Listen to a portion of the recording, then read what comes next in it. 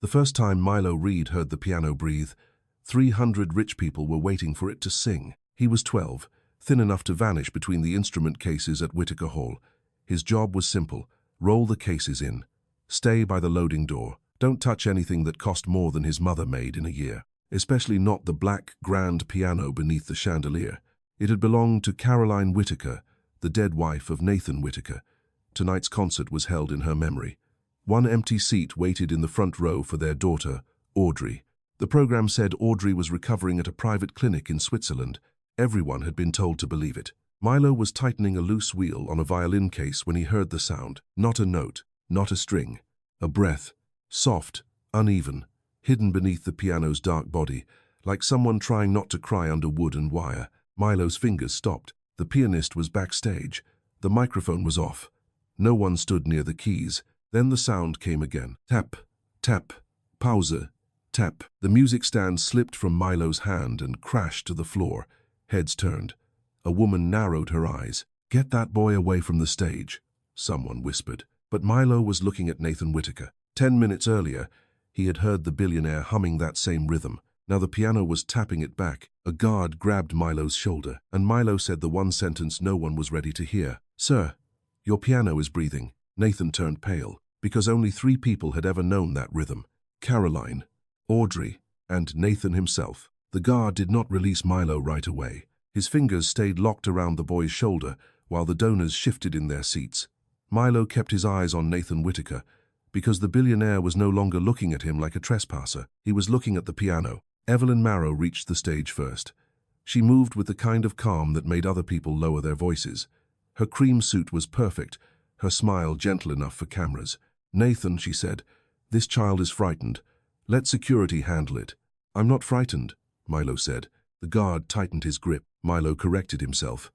"Not only frightened," a few guests murmured. Evelyn's smile did not move. Nathan stepped closer to the piano.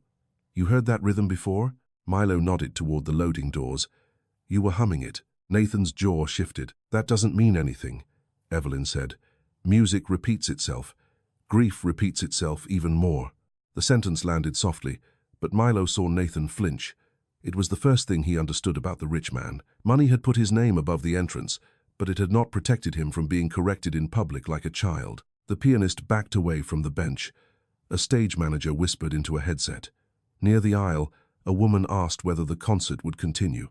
Nathan did not answer her. "What did it sound like to you?" he asked Milo. Milo looked at the piano again. "Not the strings." A technician laughed under his breath. "That's a 9-foot Whitaker Grand, kid. Everything in it is strings." "No," Milo said. "Strings ring. That sound pushed." The technician's face hardened. Milo wished he had said it better. Adults liked words that sounded clean. His words came from church basements, broken school pianos, and the old upright in the shelter dining room. He had learned that wood could carry air, pipes could carry knocks. A wall could make one sound seem like it came from another place. Evelyn turned to Nathan. "Audrey is safe. Dr. Shaw confirmed her progress this morning. We should not let a loading dock boy turn Caroline's memorial into this." Milo looked down. "Loading dock boy." Nathan heard it too.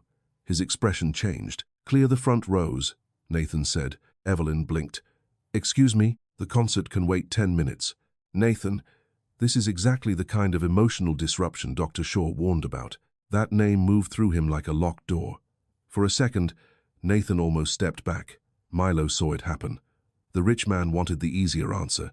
He wanted the doctor to be right. He wanted Switzerland to be real, the empty chair to be noble, the silence from his daughter to mean recovery. Then the piano made a smaller sound. Not a rhythm this time, a wooden tick, like something settling after being touched.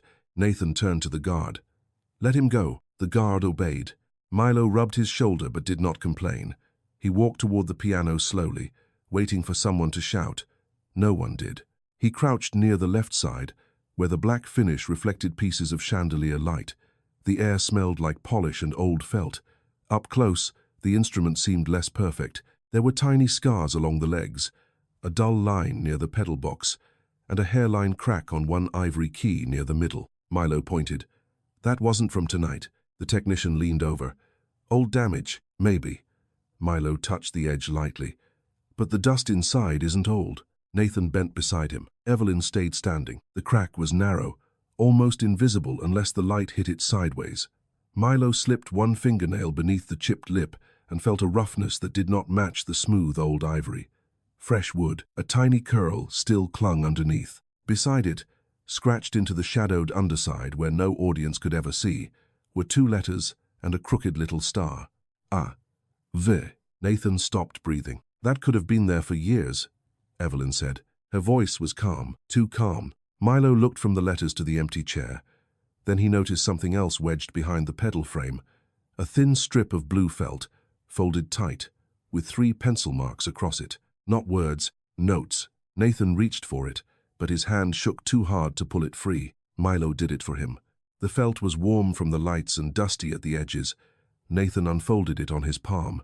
3 marked notes. The first 3 notes of Caroline's lullaby, the same rhythm the piano had tapped back. Evelyn's smile disappeared, and in that moment, Nathan Whitaker looked less like a billionaire protecting a memorial and more like a father realizing someone had left him a message he had almost refused to hear. Nathan did not let Evelyn take the blue felt. She reached for it with 2 fingers, careful and almost kind, as if removing something sharp from a child's hand.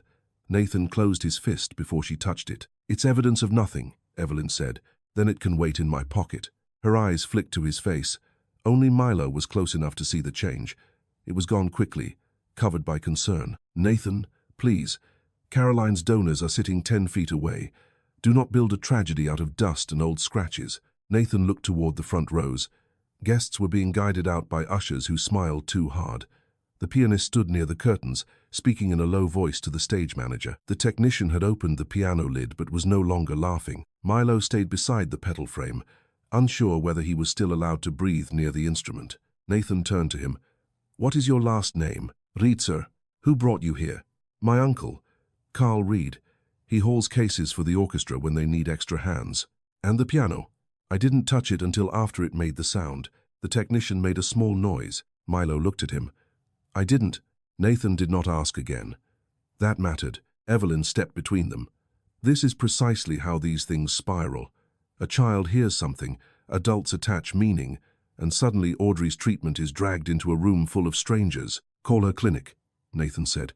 Evelyn's expression softened in a way that seemed rehearsed. "You know the contact agreement. I know what I signed.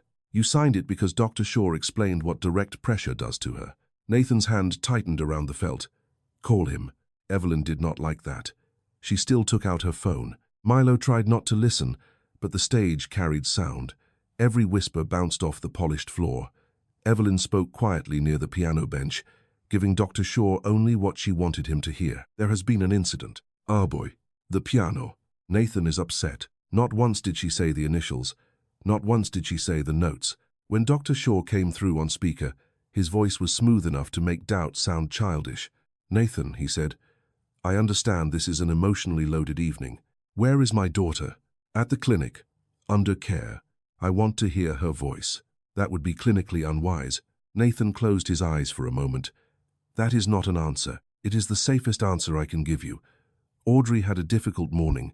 Unexpected stimulation, especially music associated with her mother, may reinforce maladaptive pattern seeking." Milo did not know all the words, but he understood the shape of them. The doctor was building a wall with expensive bricks. Nathan opened his eyes. "So you're saying a rhythm scratched into my wife's piano is a coincidence?" "I'm saying grief is a powerful organizer of perception." Evelyn lowered the phone. "You see?" Nathan did not respond to her. He looked at Milo again. "What did you mean when you said the sound pushed?" Milo swallowed. "It didn't come from the strings. It moved through the body of the piano, or through something touching it." The technician sighed. "The floor, maybe. Old halls settle. Old halls carry," Milo said before he could stop himself. The technician looked ready to answer, but an older maintenance man near the side curtains spoke first. "He's not wrong." Everyone turned. The man wore a grey Whitaker Hall jacket with a ring of keys clipped to his belt. Milo had seen him earlier replacing a bulb near the side door. Nathan knew him. "Raymond?" Raymond Alvarez took one step closer, then seemed to regret it. The original hall had listening channels, old acoustic tubes. Mrs. Whitaker liked preserving odd things when the renovation happened. "Caroline?" Nathan asked. Raymond nodded.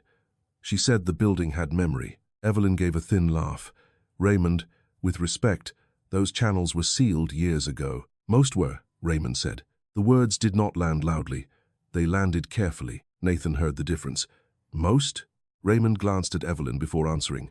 I don't know the current condition of every run.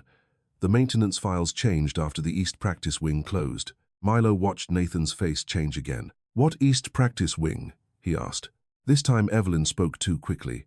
The old teaching rooms. Damp, unsafe, irrelevant. We closed them after the Foundation moved lessons off-site. Show me the files, Nathan said. We are in the middle of a memorial concert. We are in my hall. Evelyn's mouth pressed into a line. The maintenance office was below the stage, down a narrow staircase that smelled of varnish, metal, and old carpet glue. Nathan went first. Evelyn followed. Milo stayed behind until Nathan looked back and said, Come. No one had ever said that to Milo in a building like this. The office was small, crowded with labeled drawers, spare bulbs, rolled carpets, and binders with cracked plastic spines. Raymond unlocked a flat metal cabinet and pulled out a stack of building plans. Some were clean reproductions, others were yellowed, soft at the folds, marked by hands that had cared about the place before it became a donor landmark. Evelyn stood near the door. You cannot let a child dig through infrastructure files, she said. He heard what none of us heard, Nathan said. That gives him a reason to look. Milo did not smile. He was afraid if he showed any pride, someone would take the permission away. Raymond spread a plan across the desk. Main stage, orchestra pit, service corridor, old resonator void here. Milo leaned over the paper. Lines ran beneath the stage like veins. Some stopped at walls. Some were crossed out in red. One thin line curved from the space below the piano position toward the east side of the building. His finger followed it. What's this? Raymond frowned. That should have been sealed. Evelyn said, Then it is sealed. But Raymond was already checking the revision notes. There's no completion stamp. Nathan looked at him. Meaning? Meaning someone ordered it closed. I don't see proof it was finished. The office felt smaller around them. Milo kept following the line until it reached a rectangle marked E7.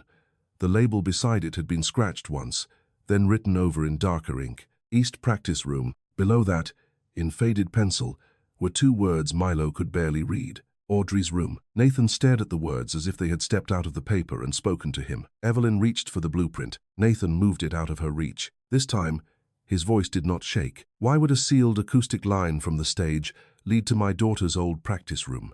No one answered. From above them, faint applause drifted through the floor as the guests were told the concert was delayed for a private family matter. Evelyn looked at Milo, not Nathan, and Milo understood why. Because until the poor boy had heard the piano breathe, every rich person in that hall had been trained to hear nothing at all. Nathan wanted the door to E7 opened immediately. That was the first mistake Evelyn had been waiting for. She folded her hands in front of her and let him look like the unreasonable one. You cannot simply force open a closed wing because a child followed a line on an old drawing. My daughter's name is on that drawing. Her childhood name is on it, Evelyn said, because she practiced there years ago, because Caroline loved making everything sentimental. Nathan turned to Raymond. Do you have the key? Raymond hesitated. I have old master access. Then use it. Nathan, Evelyn said. He ignored her. The East Practice Wing was reached through a corridor behind the orchestra storage rooms. The hall changed as they walked. The polished marble gave way to old wood. Donor portraits ended. The lights became flatter, practical, less forgiving. Milo noticed how the air cooled near the east side of the building, carrying a dry smell of paper, dust, and sealed vents. At the end of the corridor stood a set of double doors with a brass plaque. East Practice Wing, authorized access only. Raymond slid his key into the lock. It did not turn. He tried another, then another. They changed the cylinder, he said quietly. Evelyn did not look surprised. That was what made Milo look at her. Security upgrades, she said. After Audrey's last episode, Dr. Shaw recommended limiting old triggers. Nathan's voice lowered. You changed locks in my building without telling me. With your approval through Foundation operations. That is not an answer. It is the one your signature allows. The words hit harder than shouting. Nathan looked at the locked doors, and Milo saw the shape of the trap. Evelyn did not need to overpower him.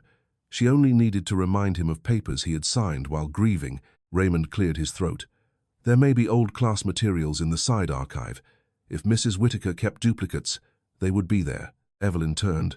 We are not digging through Caroline's teaching records because a hallway is cold. But Nathan was already walking. The side archive was not locked. It was a narrow room with metal shelves and boxes labeled by year. Milo expected rich people's storage to look different, but this room looked like every forgotten school closet he had ever seen. Sagging cardboard, old labels, dust on tape, a mop bucket someone had abandoned in a corner. Raymond found a box marked Private Lesson Materials C. W. Nathan touched the letters before opening it. Inside were lesson books, tuning notes, felt strips, small wooden rhythm blocks, and 3 metronomes wrapped in tissue. Caroline had written on everything. Her handwriting moved across labels and margins with quick, slanted confidence. Milo saw Nathan's face soften before he could stop it. Caroline hated wasted paper, he said. No one answered. Milo looked at the blue felt in Nathan's pocket, then at the felt strips in the box. They were the same color, but the old ones were dull and flattened. The one from the piano had sharper edges where it had been cut. He pointed. That piece wasn't torn from here. Raymond picked up one of the strips. These were practice dampers. Teachers used them to quiet a string or mark a student's hand position. Would Audrey know that? Nathan asked. She knew more about this hall than most adults, Raymond said. Evelyn's mouth tightened. Audrey also became extremely distressed by musical association. That is documented. Milo was looking at a lesson book near the bottom of the box. It had Audrey's name written on the cover in purple pencil. The letters were uneven, childish, but someone had later added small marks beside them in a darker pencil. Not words. Tina's stars. The same crooked star scratched beneath the piano key. Mr. Whitaker, Milo said. Nathan came beside him. The first pages were normal. Scales, finger exercises, Caroline's notes in the margins. Keep wrist loose. Listen before you answer.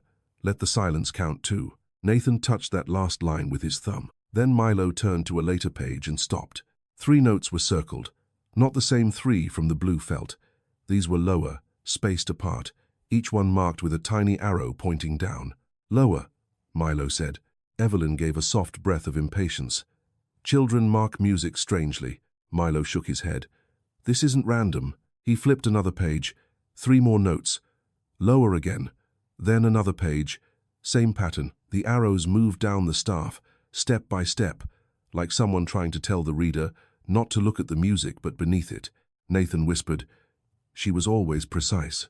Evelyn said, She was also unwell. No, Nathan said, still looking at the page.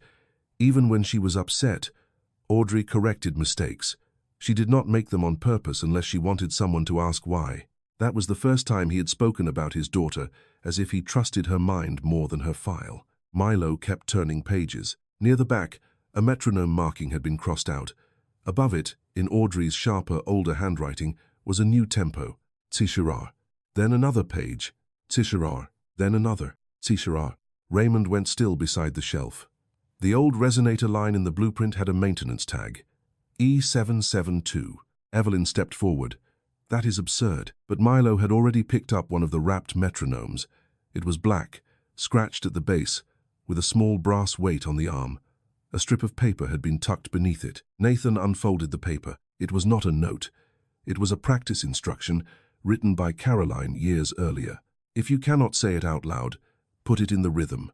For a moment, Nathan looked as if the sentence had taken the floor from under him. Milo set the metronome on the archive table and moved the brass weight to 72. He had done it before on the old church piano when the choir director was late. His fingers knew the pressure, the balance, the tiny resistance. The metronome began to tick, steady, plain.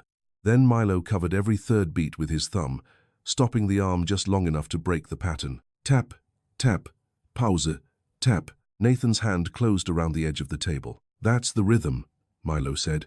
Evelyn's face changed. Not fear exactly. Calculation. You are teaching him to hear what he wants to hear, she said. Milo looked at Nathan, not her. No, ma'am. I'm showing him what somebody already built. Raymond pulled another folder from the box. There are student room assignments here. Evelyn moved fast. For once, too fast. Her hand landed on the folder before Raymond could open it. Nathan looked at her fingers. Move your hand. Nathan, you are humiliating yourself. Move it. She did. Raymond opened the folder. Most of the pages were old, yellowed around the edges. One sheet was newer, white, folded smaller than the others, hidden between 2 attendance records. Nathan pulled it free. At the top was a photocopy of a practice schedule. Audrey's name had been crossed out. Under it, someone had written in pencil, "No voice after music. Use Knox." Milo felt the back of his neck tighten. The handwriting was Audrey's, older than the purple letters on the lesson book. Sharper, pressed hard enough to dent the paper. Nathan read the line twice. "No voice after music," he said. Evelyn said nothing. That was worse than denial. Milo looked toward the locked doors at the end of the corridor. Only then did he understand that Audrey had not left one message. She had built a trail, a careful one, a frightened one that only worked if someone stopped treating every strange thing she did as sickness. Nathan folded the paper with both hands. Outside the archive, the East Wing doors remained locked, but the story Evelyn had told about Audrey had just lost its first piece. Nathan did not rush at the East Wing doors again. That was what Evelyn expected him to do. Milo could see it in the way she waited near the archive entrance, already prepared to call his anger grief and his grief instability. If Nathan broke the lock, she would have the story she needed before the night ended. So Nathan folded Audrey's penciled note and put it beside the blue felt in his jacket. Then he turned to Raymond. "Who has current access?" Raymond looked toward Evelyn. Nathan said, "Not who should have it. Who has it?" "I can check the operations terminal," Raymond said, "but it may take a few minutes." Evelyn's phone buzzed before anyone moved. She glanced at the screen and let the expression on her face become tired instead of alarmed. "That is Dr. Shaw again," she said. "I am going to take this somewhere private, unless privacy has also become suspicious tonight." Nathan did not answer. Evelyn left the archive without hurrying. Her heels made almost no sound on the old corridor floor. Milo watched her pass the staircase that led back to the stage. She did not go up. She turned right, toward the East Wing. Milo looked at Nathan. Nathan had seen it too. Raymond opened his mouth, then closed it. "There's a service alcove before the double doors," he said softly. "Old wall vent. It used to connect to the lesson rooms." Nathan looked at him. "Can we hear through it?" "Sometimes." Evelyn had called Milo a loading dock boy. Maybe that was why no one noticed how quietly he could move when he needed to. He had learned in shelters that some adults became kinder when they forgot you were there, and crueler when they remembered. He stayed close to the wall, stepping where the floorboards looked dull instead of polished. Nathan followed less easily. Rich shoes made more noise. Raymond moved last, breathing through his nose like a man already sorry for what he was helping uncover. The alcove was narrow, half hidden behind a stack of folded music stands. A square metal vent sat low in the wall, painted the same beige as everything else. Milo knelt beside it and felt a faint current of air brush his cheek. Voices traveled through the wall, thin and warped. Evelyn's voice came first. "No, Leland. He found the practice materials." A pause. "I said he found them." Another pause. Milo looked up at Nathan. The billionaire's face had gone hard, but he did not speak. Evelyn continued, lower now. "The boy heard something from the hall. I don't know how. Raymond mentioned the old channels. The voice on the other end was too faint to understand. Only a hum of consonants." Evelyn answered sharply. "Then you should have made sure it was sealed." Milo's stomach tightened. Nathan reached toward the wall, not touching it, as if the building itself might bruise. Evelyn listened again. Her voice changed when she spoke next. Less controlled, more human, and somehow worse. "I am not letting him undo 3 months of containment because of a memorial concert." Containment. The word did not sound like Switzerland. Milo slipped his old phone from his pocket. The screen was cracked across the corner, but the recorder still worked if the battery did not die. He tapped the icon, 4%. He set it near the vent. Evelyn said, "No, not the public clinic line. Use the secondary number." A low response. "Because if Nathan calls Switzerland again, I need the same answer." Milo's eyes moved to Nathan. That was enough to prove a lie, but not enough to explain it. The call continued. "Keep her away from the east corridor until morning," Evelyn said. The faint voice answered longer this time. Evelyn cut in. "I don't care if music upsets her. Everything upsets her when she thinks he might hear." Nathan's hand closed slowly. For 1 second, Milo thought he would stand and confront her. Instead, Nathan stayed still. It cost him. Milo could see that. Every muscle in the man's face looked like it was being held back by a thread. Then something sounded through the vent. Not Evelyn. Not Dr. Shaw. A soft scrape, chair leg against floor. Maybe. Then 3 small knocks. Far away. Tap. Tap. The pause never came. Evelyn must have heard it too, because her next words were almost a whisper. "Do not let her near the wall." Milo's phone screen went black, battery dead. He stared at it, willing it to wake up. Nathan's voice was barely air. Did it record? Milo pressed the side button. Nothing. Raymond touched his shoulder and shook his head once. Not now. From beyond the wall, Evelyn said, I will handle Nathan. You handle the paper trail. Paper trail. Milo knew that phrase.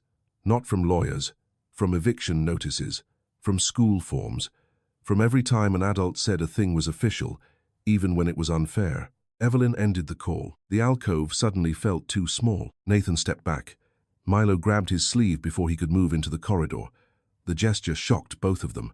Milo let go immediately. I'm sorry, he whispered. Nathan looked down at him. Milo forced the words out.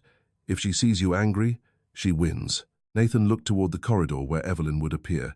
His breathing was rough, but he nodded once. By the time Evelyn returned, Nathan was standing beside Raymond at the archive table, not the alcove. Milo was holding a metronome box like he had never left. Evelyn looked at all three of them. What were you discussing? Access, Nathan said. Her eyes narrowed. Access to what? My building. Your daughter's care is not a building matter. My daughter is apparently connected to locked doors, altered maintenance files, and a phone call you did not want me to hear. Evelyn did not blink. I spoke with Dr. Shaw about your escalation, she said. That is not a secret. Then say the word containment again. For a moment, her face emptied. Only a moment. Then she gave Nathan the saddest look Milo had ever seen someone use as a weapon. You heard a medical term through a wall and decided it meant imprisonment. Raymond lowered his eyes. Nathan did not. I heard you say Switzerland needed the same answer. That is not what I said. It is. Then prove it. The words landed exactly where she meant them to land. Milo held up his phone before he could stop himself. I tried. Evelyn looked at the dead screen, then at Milo. There was no smile this time. You tried to record a private medical conversation involving a minor? Nathan stepped between them. He heard a lie. He violated privacy. He trespassed in restricted areas. He has touched protected family property repeatedly tonight. Evelyn turned to Raymond. And you have enabled him. Raymond said nothing. Milo's face burned. The labels came quickly now. Trespasser, thief, liar, poor boy with a broken phone and no proof. Nathan said, Enough. Evelyn lifted her chin. No, it is not enough. You are letting grief and guilt turn a child's interference into evidence. If this continues, I will ask Dr. Shaw to document tonight as a destabilizing event caused by your refusal to follow the contact plan. Nathan's expression changed at the word document. Evelyn saw that she had hit the right place. Milo did too. Some threats were not loud. Some came with letterhead. Then Raymond's terminal beeped from the maintenance office. Once, twice. He looked toward the sound. Evelyn turned before he did. That was her mistake. Raymond walked to the desk and read the screen. The access log loaded. Nathan came behind him. Milo stayed where he was until Raymond looked back and said, You should see this. On the monitor was a list of door activity for the East Practice Wing. Most entries were old. One was not. Tonight. 6:42 p.m. 17 minutes before the first donor entered the hall. Door E7 had been opened from the inside. The access name beside it was not Evelyn's. It was not Dr. Shaw's. It was Audrey Whittaker's. The access log should have changed everything. Instead, it became another thing Evelyn could make people define. Raymond printed the log twice. Nathan took one copy. Raymond kept the other. The entry was simple. Alum 40 do pay. E7, interior release. User profile. Audrey Whittaker. Nathan read it again under the maintenance office light. Interior release, he said. Not hallway access. Raymond nodded. That means the door opened from inside the room. Evelyn leaned over the desk, composed again. Or it means the old system mislabeled a maintenance action. Raymond looked offended. It says interior release. It says what an outdated terminal thinks it says. She turned to Nathan. This is exactly why we do not build accusations from infrastructure records. Milo stared at the line. Audrey Whittaker. A name in a machine. A door from the inside. It should have made every adult run. But wealth had a way of asking for footnotes before it truly cared about Audrey. Instead, they began arguing about definitions. Nathan reached for the office phone. I'm calling the Swiss clinic myself. Evelyn's head turned. At this hour? At any hour. He dialed the number from the treatment update Evelyn had given him 2 weeks earlier. His fingers did not shake now. The call rang 6 times. A recorded voice answered in careful English. thanking him for contacting Alpine Restorative Care. The office was currently closed. For patient coordination, please contact the private liaison assigned to the family. Nathan hung up. Evelyn said, "That is standard." Nathan dialed again, this time using the number Dr. Shaw had called from. No answer. He tried the international number printed below the clinic letterhead. Disconnected. Raymond looked up from the terminal. Evelyn said, "Overseas medical networks route differently. You know that." "No," Nathan said. "I know when a number is disconnected." The maintenance office door opened. A man in a navy suit stepped in, carrying a leather folder. Milo had never seen him before, but he knew the man belonged to Evelyn's side of the room. "Nathan," the man said. "Evelyn asked me to come down quietly." Nathan did not look pleased. Malcolm Pierce, Foundation Counsel, glanced at Milo, Raymond, and the papers in Nathan's hand. "I understand there has been a situation involving my daughter," Nathan said. "A situation involving an unauthorized minor, restricted areas, and potential breach of private medical information," Malcolm replied. Milo felt the words settle on him. Nathan stepped closer. "Be very careful." "I am being careful. That is my job." Malcolm opened his folder. "The gala is full of board members, donors, press, adjacent guests, and at least 2 city officials. If this becomes public without verified facts, Audrey's privacy is compromised and the foundation is exposed." "What facts would satisfy you?" Nathan asked. "Not a child's interpretation of old music, not overheard fragments, not a dead phone, not a legacy access log Raymond admits comes from an old system." Raymond's face darkened. "I did not say that. You said the system was old. That is not the same thing." Evelyn placed a hand lightly on Malcolm's arm. "No one is attacking anyone. We all want Audrey protected." Milo hated how easy that sentence was. Nathan looked at Milo. "Tell him what you heard." Milo's mouth went dry. He told them.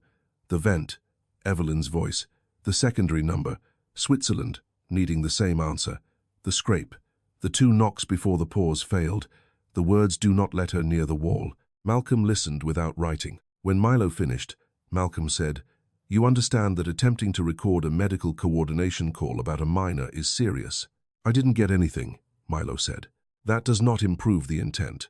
Nathan said, "He is 12. Then an adult allowed a 12-year-old to become involved in a matter he cannot legally understand." Raymond looked down. Milo did not. "I understand when somebody is lying," he said. The office changed around that sentence. Evelyn's eyes cooled. "And who taught you to say that?" "No one." "Did anyone offer you money to come near the piano tonight?" Nathan turned. "Evelyn, it is a fair question." Milo felt heat climb his neck. "My uncle got paid for moving cases. I came to help." "Do you often help yourself to things while helping?" Nathan's voice cut in.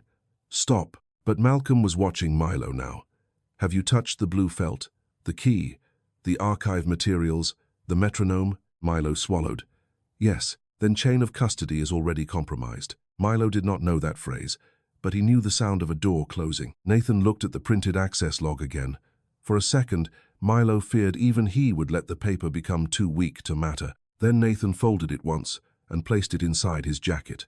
"Raymond," he said, "export the raw log to my secure account." Malcolm lifted a hand. "I advise against moving any internal record until counsel reviews." "I am counsel's employer." "Foundation counsel," Malcolm corrected. "Not personal counsel." The line between those 2 things seemed to matter. Milo watched Nathan understand it in real time. Evelyn understood it already. Nathan took out his own phone. "Then I'll call Lydia Brand." Malcolm's posture changed. "Your personal attorney?" "My daughter's attorney, if she needs one." Evelyn said, "Audrey is not in a position to retain counsel. She is in a position to open doors from rooms she is not supposed to be in." For once, no one answered quickly. Nathan called Lydia anyway. It went to voicemail. He left a message that did not sound like a billionaire giving orders. It sounded like a father trying not to beg. "This is Nathan. I need you at Whitaker Hall tonight. Bring someone who understands minor patient rights, emergency welfare checks, and foundation authority. Do not call Evelyn first." Evelyn's face hardened. Malcolm closed his folder. "Until independent counsel arrives, I recommend everyone preserve the status quo." Milo almost laughed. He could not help it. It came out small and wrong. Malcolm looked at him. "Is something funny?" Milo shook his head, but Nathan asked, "What?" Milo looked at the locked corridor beyond the office. Status quo means she stays where she is. The sentence did what his longer explanation had not. It made Nathan move. He walked out of the office and back toward the east wing doors. This time he did not touch the lock. He stood several feet away, like he understood now that anger could be used against him. "Audrey," he said. Evelyn followed fast. "Nathan, do not." He did not raise his voice. "Audrey, it's Dad. I'm not coming in. I'm not bringing cameras. I'm just standing here." Malcolm started to object, but Nathan lifted one hand without looking back. Milo stood behind him, half hidden by Raymond. The corridor held its breath. Nothing came from behind the doors. No knock, no scrape, no voice. Evelyn exhaled softly, almost in relief. Then Nathan reached into his jacket and unfolded Caroline's practice instruction. "If you cannot say it out loud, put it in the rhythm." He tapped once on the wooden doorframe. Not the full rhythm, just one note. "A question, not à demande." For several seconds, there was only the hum of old lights. Then, from somewhere beyond the locked doors, came one answering tap. Small, weak, real. Malcolm's face lost its legal smoothness. Evelyn whispered, "That could be a pipe." Milo looked at the access log in Nathan's hand, then at the door, then at Evelyn. "No," he said quietly. That was an answer. The second tap came before anyone could tell him he was wrong. The second tap did not become proof. Malcolm recovered first. He stepped toward the east wing doors and listened like a man measuring a leak. Old buildings make noise. Nathan did not look at him. "My daughter answered me." "You heard a sound after you knocked," Malcolm said. "That is not the same statement." Evelyn's phone began ringing again. This time she did not walk away. She looked at the screen, let everyone see Dr. Shaw's name, and answered on speaker. "Leland," she said, calm but breathless. "Nathan is outside the east wing doors. He is calling to Audrey." Dr. Shaw's voice came through sharper than before. "Remove him from that corridor." Nathan took one step toward the phone. "Put my daughter on. That is not clinically appropriate." "Now." A pause followed, long enough for Milo to hear the difference between hesitation and preparation. Dr. Shaw said, "If I arrange visual confirmation, you will stop this behavior tonight." Nathan's face changed. Evelyn saw hope before he could hide it. So did Malcolm. "Visual confirmation?" Nathan asked. "A monitored call," Dr. Shaw said. "Brief, no pressure, no questioning. If Audrey becomes distressed, we end it."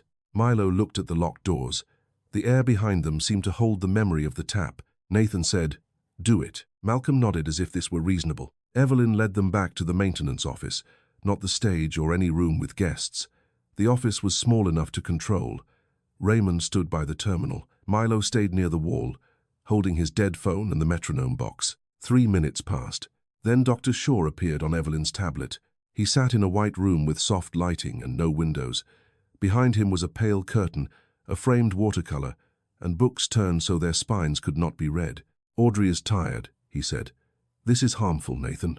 Let me see her." Dr. Shaw moved out of frame. For a second, there was only the white room. Then Audrey Whittaker appeared on the screen. Nathan stopped moving. Milo had seen photographs of Audrey in the lobby. Age 9 with a violin, age 10 beside Caroline at a ribbon cutting. The girl on the tablet was older, thinner, her hair pulled back, her face pale, but she was Audrey. And for Nathan, that was enough to make the whole room tilt around him completely. Nathan's hand lifted toward the screen and stopped before touching it. "Audrey," he said. She looked slightly past the camera. "Dad." The word broke him more than any crying would have.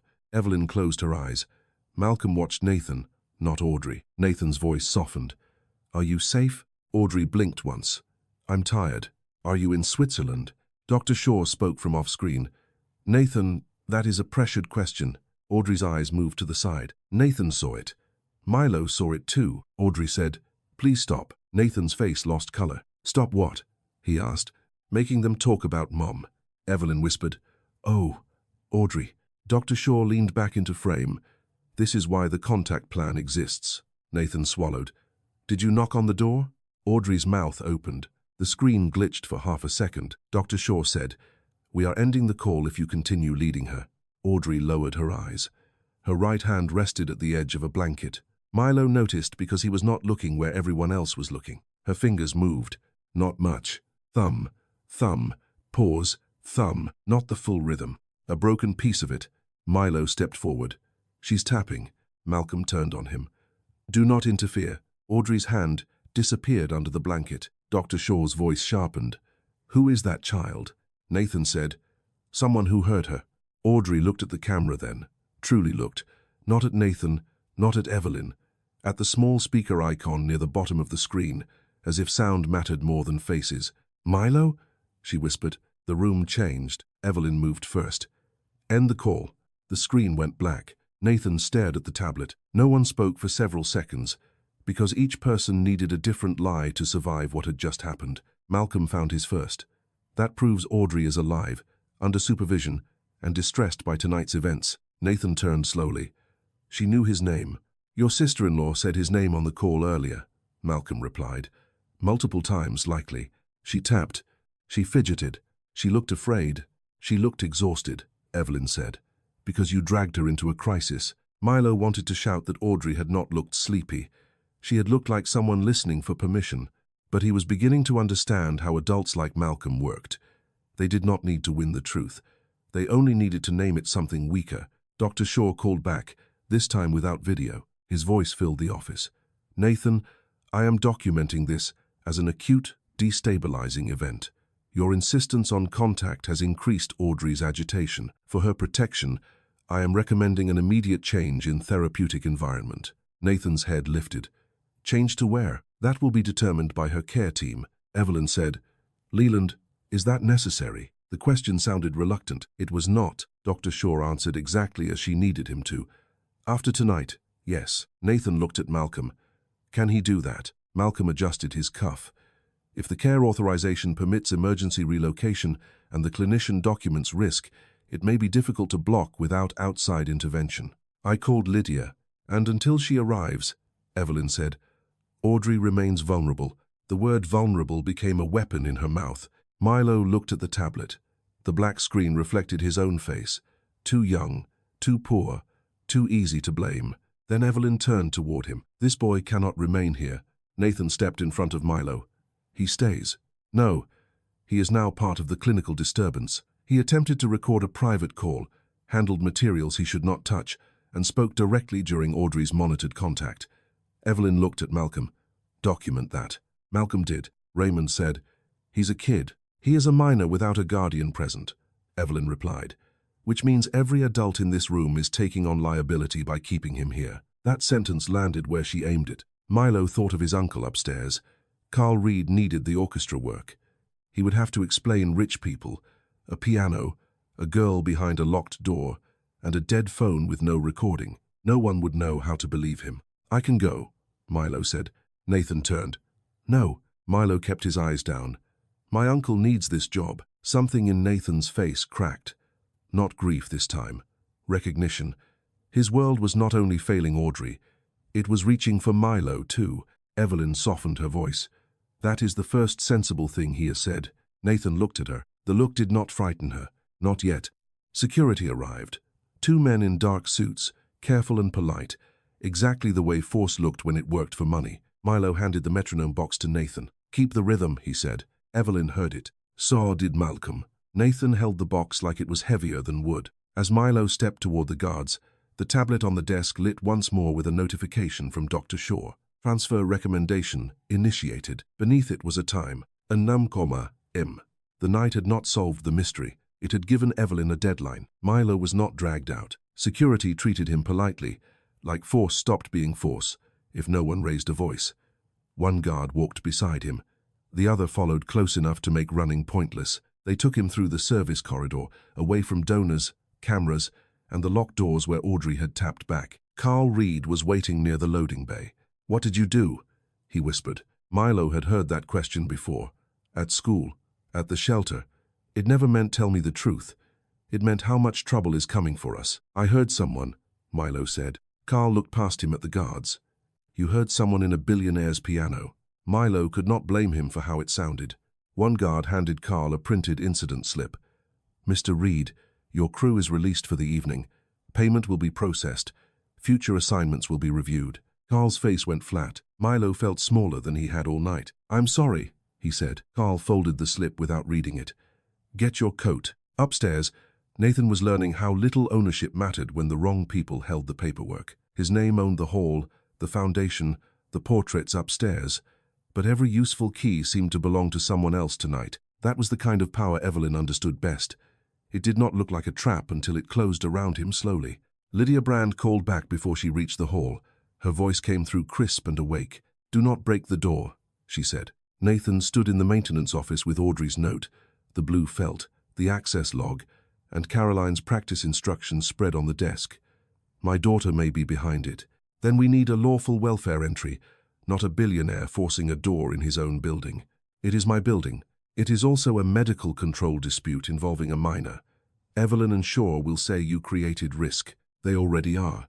Then we need imminent danger or independent corroboration." Nathan looked at the transfer notice on Evelyn's tablet, now locked and dark. "They are moving her at 6. Can you prove that?" "Not yet." The words tasted like failure. Across the room, Malcolm spoke quietly with Evelyn. Raymond waited by the terminal, while the raw log export crawled forward. Nathan lowered his voice. "The clinic number is disconnected." "Good. That helps. It does not open the door." "No," Lydia said. "But a false clinic, a live response from behind the door, an access log, and an emergency transfer might." "Find the transfer." "How?" "People who move patients leave traces. Transport request, loading instructions, elevator access, security notice, billing code, something operational. Evelyn can polish a story. She cannot move a human being without using a door." Nathan looked toward the service corridors. A door. Downstairs, Milo found his coat wedged behind a stack of empty instrument cases. His phone was still dead. His hands shook as he shoved it into his pocket. Carl was arguing with the crew chief in a low voice. "He's a kid. He didn't steal anything." "I don't decide the client's report," the crew chief said. Milo stepped away from them because shame felt louder when adults defended him. The loading bay doors were half open to the night. Cold air moved in under the metal lip. Outside, black cars waited for donors who would never know a girl might be locked behind the old east wall. Then a white van turned into the service drive. It had no hospital markings, only a small logo, Northline Therapeutic Transport. Milo stopped. The van backed toward the east service entrance. 2 attendants got out. One carried a folded wheelchair, the other held a clipboard. Milo moved behind a stack of cello cases. He could not go back inside. He knew that. Evelyn had already made him the problem. If security caught him sneaking through another restricted corridor, Malcolm would turn him into the reason Audrey disappeared, so he stayed where he was allowed to be, and watched. The attendant with the clipboard spoke to a security guard at the east service door. "Scheduled clinical relocation," she said. 5:30 prep, 6 o'clock departure." The guard checked his tablet. "Name?" The attendant lowered her voice. Milo could not hear it over the idling van, but he saw the clipboard when she turned. Only for a second. A white label. Patient initials. A.W. Milo's chest tightened. He looked around for Nathan, Raymond, anyone. Only workers, cases, cables, and people trying not to lose their jobs were nearby. Carl was still near the crew chief. Milo ran to him. "I need your phone." Carl stared. "No, please, Milo." "They're moving her." Carl's anger broke, and fear showed underneath. "Who?" "The girl. The girl in the piano. The girl behind the door." Carl closed his eyes. "Do you hear yourself?" Milo did. That was the worst part. He heard every impossible word, and he still knew it was true. The east service door opened. Milo grabbed the incident slip from Carl's hand, flipped it over, and wrote fast with a carpenter pencil. "Northline Therapeutic Transport. East Service Entrance. 5:30 prep. Patient A.W." Then he shoved the paper back at Carl. "Give that to Nathan Whitaker." Carl looked at the guards. Milo shook his head. "Not them. Nathan, you think I can just walk into... You still have a crew badge." Carl looked down at the badge on his chest, then at the van. He believed enough to be scared. Inside, Nathan was still waiting on the export when Carl appeared, breathing hard. Security tried to stop him. Carl raised both hands. "My nephew said give this to Mr. Whitaker." Malcolm moved first. "This is not appropriate." Nathan took the slip before anyone could block it. He read Milo's handwriting, then he read it again. Lydia was still on the phone. Nathan lifted it back to his ear. "We have transport. Proof? A witness. Service entrance. Company name. Patient initials. Get a timestamp.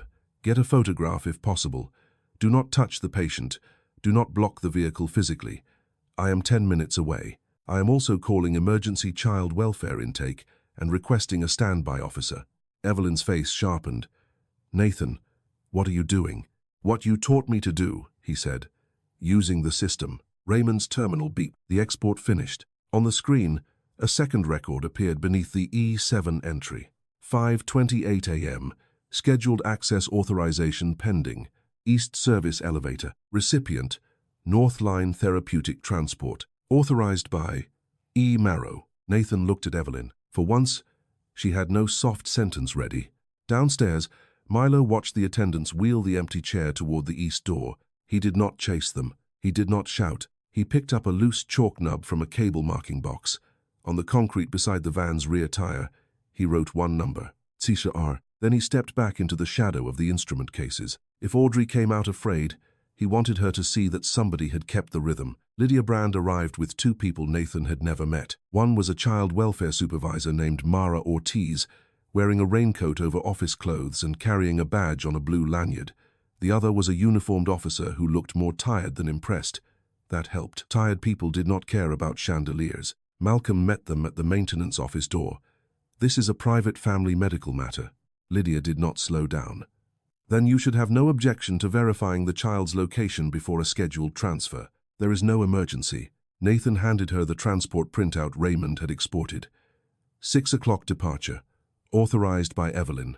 Lydia read it once. Miss Ortiz? Mara Ortiz took the page, then looked at Evelyn. Where is Audrey Whitaker physically located right now? Evelyn's answer came smoothly. Under care. That was not my question. Dr. Shaw was on speaker through Malcolm's phone. This intervention itself is creating clinical risk. Mara looked at the phone. Doctor, if the patient is at Alpine Restorative Care in Switzerland, say so clearly. A pause. She is under a protected therapeutic arrangement. Lydia looked at Nathan. That is not Switzerland. This time, Malcolm did not correct her. They moved toward the east wing doors. Evelyn walked beside them, not ahead now. That difference mattered. At the corridor turn, Nathan saw the east service elevator light blinking amber.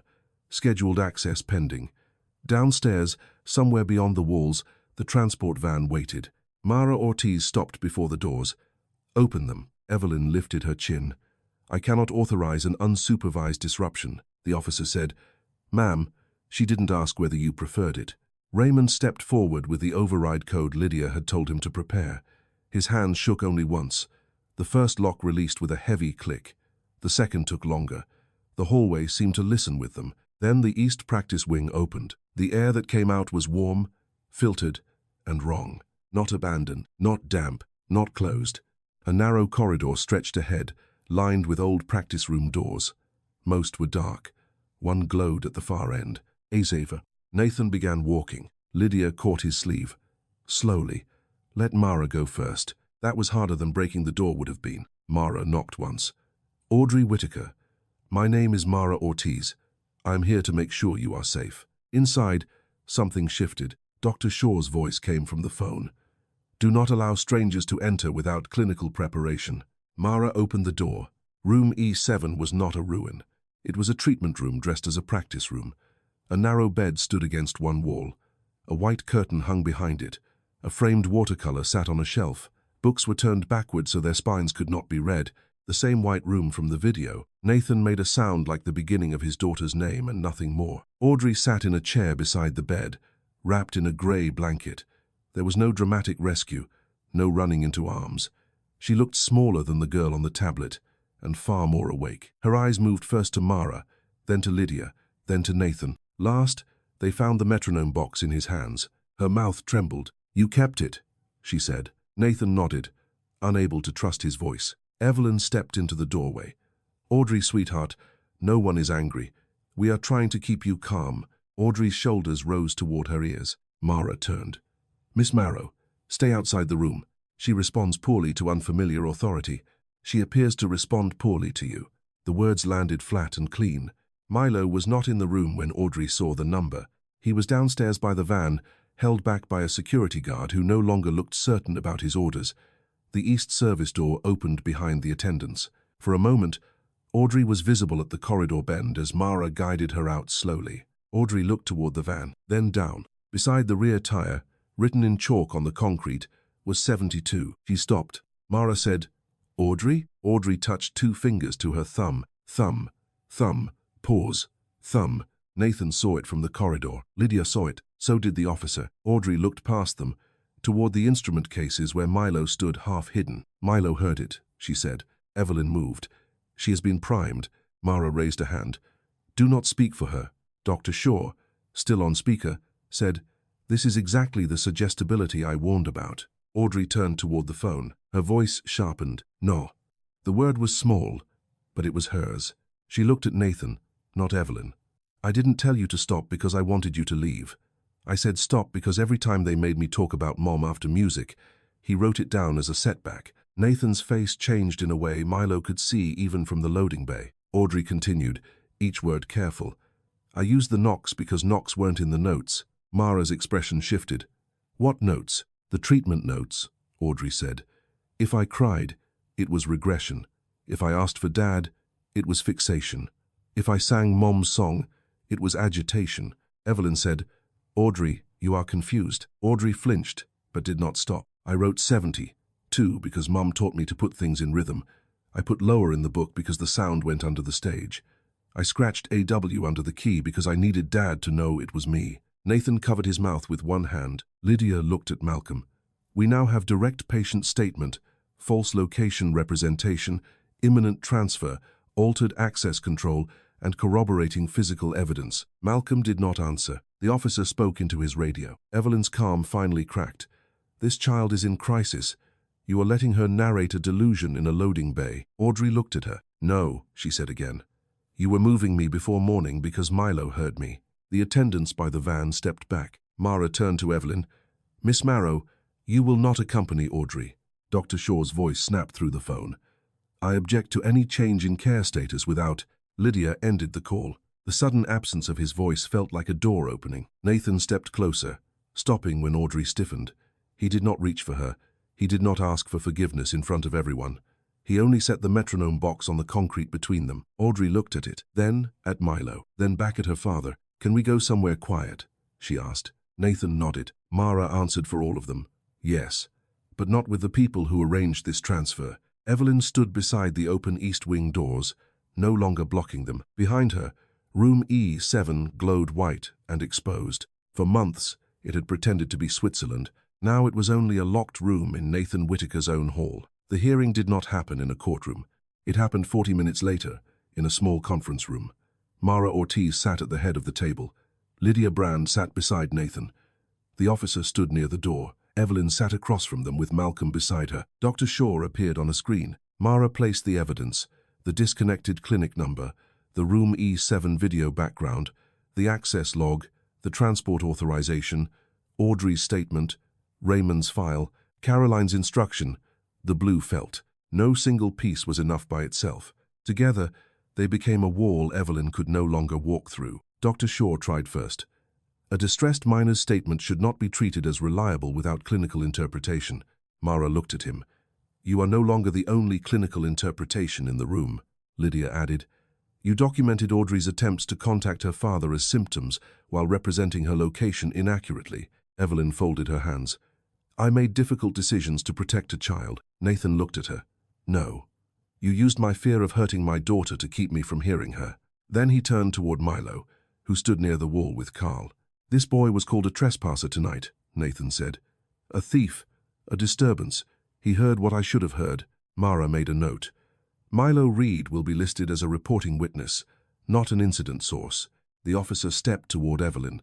"Miss Marrow, remain available for questioning." Dr. Shaw began to speak. Mara muted him. For once, the system Evelyn had used as a shield turned toward her. Audrey did not return to the front row of Whitaker Hall right away. For 3 weeks, she stayed in a quiet family recovery residence recommended by Mara Ortiz, not by Evelyn, not by Dr. Shaw, not by anyone whose name had been on the old care plan. Nathan visited every afternoon at 4. The first day, Audrey let him sit across the room. The second day, she asked him not to bring flowers, because flowers made people act like everything was already better. He listened. He had not done that before. Some days she spoke. Some days she only tapped one finger against the arm of her chair and waited to see if he would rush her.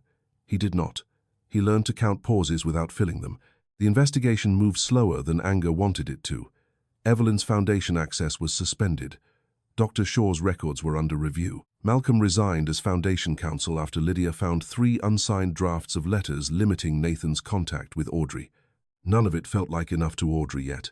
Mara told Nathan not to ask it to. Healing, she said, was not a verdict. Milo went back to the shelter before sunrise that first night, carrying nothing from Whitaker Hall except a borrowed phone charger Raymond had pressed into his hand and a fear that his uncle would never work again. 2 days later, Carl Reed received a written apology from Whitaker Hall, signed by Nathan himself. The crew contract was restored. The incident report against Milo was withdrawn. A second letter arrived for Milo, but it did not offer money.